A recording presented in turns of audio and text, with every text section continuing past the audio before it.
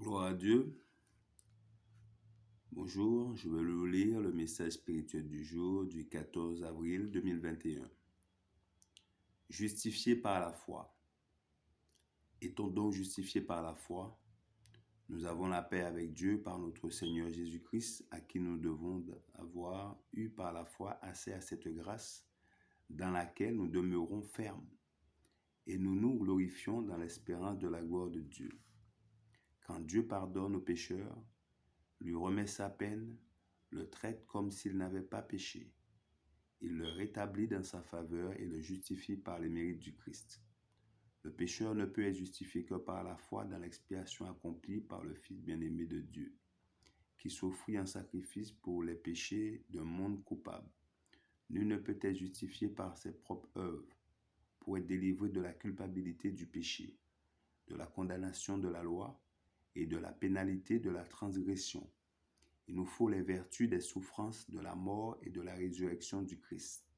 La foi, seule condition mise à l'obtention de la justification, n'est pas seulement croyance, mais confiance. Le pécheur est comparé à une brebis perdue, et une brebis ne retourne jamais au bercail à moins qu'on ne le cherche et qu'on ne l'y ramène. Personne ne peut de lui-même se repentir et se rendre digne de la justification. Le Seigneur Jésus s'efforce constamment d'agir sur l'esprit du pécheur et de le pousser à regarder à lui, l'agneau de Dieu.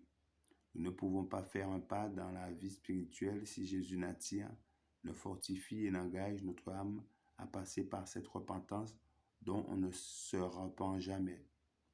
La foi qui mène au salut n'est pas un fait fortuit, ni une simple adhésion intellectuelle.